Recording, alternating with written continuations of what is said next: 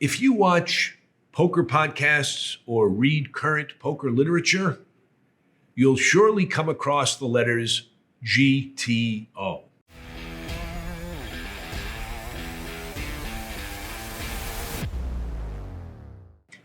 They stand for Game Theory Optimization.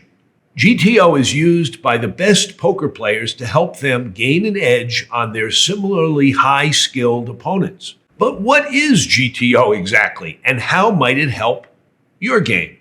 GTO is a method of play that prevents your opponent from taking advantage of your perceived betting tendencies. It is a strategy for mixing in bluffs and value bets to make your play inscrutable.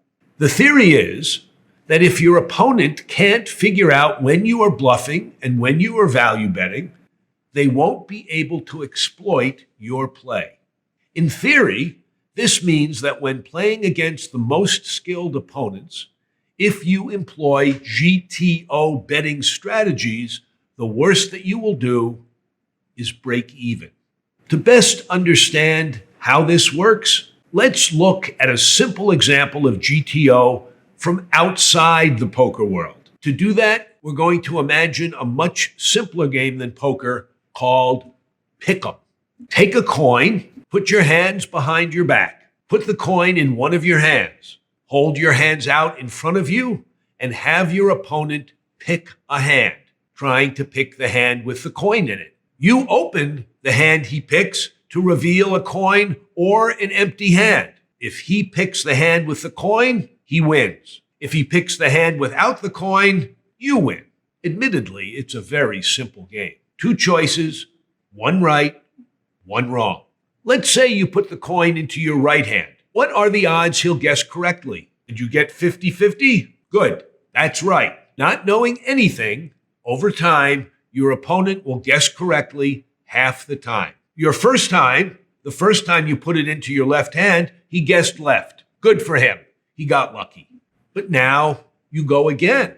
You decide to switch the hands, putting it into your right hand. He guesses again. What are the odds he'll guess correctly? Still 50-50, right? In theory, every guess is a 50-50 proposition.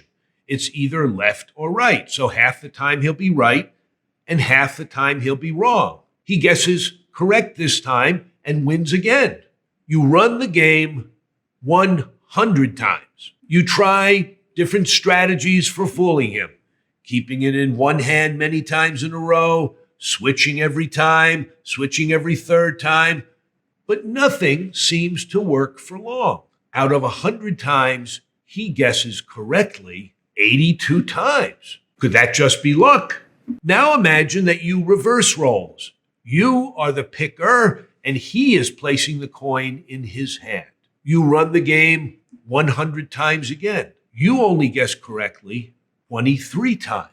You recognize this can't just be chance, can't just be random. He must be an expert at this, must be able to anticipate your hand decisions. He must have recognized something you were doing that is helping him figure out which hand you are picking or which one of his hands you will pick. He must be doing something in his hand choices to get you to pick wrong.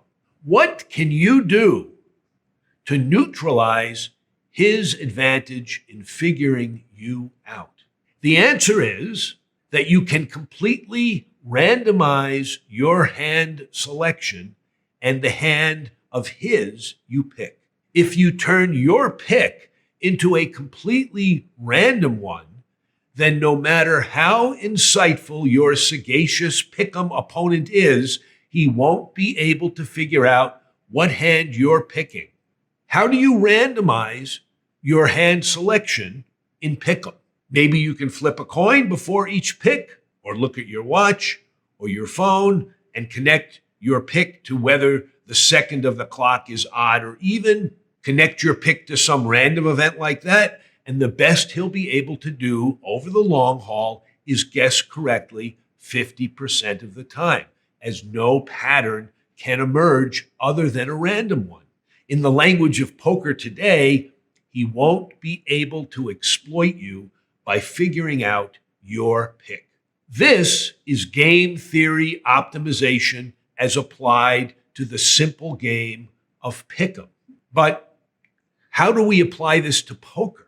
Fully randomizing your play, mixing an appropriate frequency of bluffs and value bets based on your cards, your opponent's range, and the range you estimate he puts you on cannot be fully done in your head at the poker table. It requires the use of solvers, which are elaborate programs run by supercomputers that crunch the numbers and give you an ideal play, telling you explicitly how often you should bet, raise, check, or call in any given hand situation.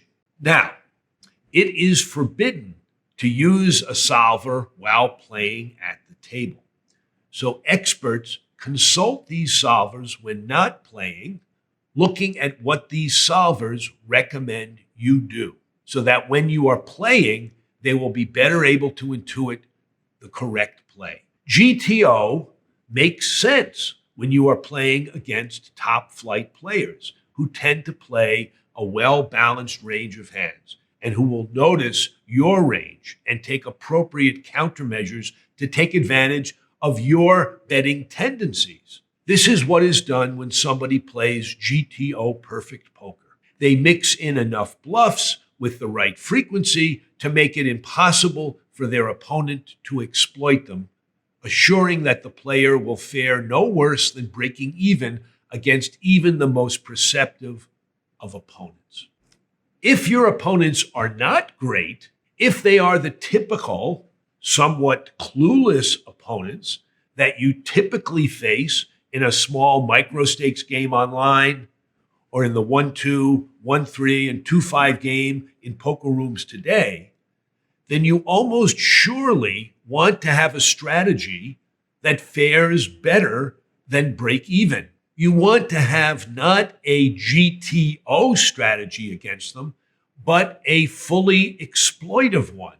So what's a typical player in the typical game against typical opponents to do? Should you access GTO Wizard or some platform and start learning GTO strategies? My recommendation is that you learn about GTO strategy, but that you not rely on it when playing in the typical game. GTO is designed for heads-up situations, not multi-way hands. In the world of expert play, hands are usually heads-up after the flop. But in the typical 1-3 or smaller game, games are typically multi-way. Second, and perhaps more important, there are better ways to play against mediocre and bad opponents than GTO. Typical opponents make large mistakes. Instead of using break-even strategies of GTO, you should focus your attention on exploiting those large mistakes your typical opponents make. You don't need GTO to do this. Your typical opponent is not playing a perfectly balanced strategy, and they surely aren't noticing whether or not you are playing a well-balanced game. You don't need GTO strategy to beat them.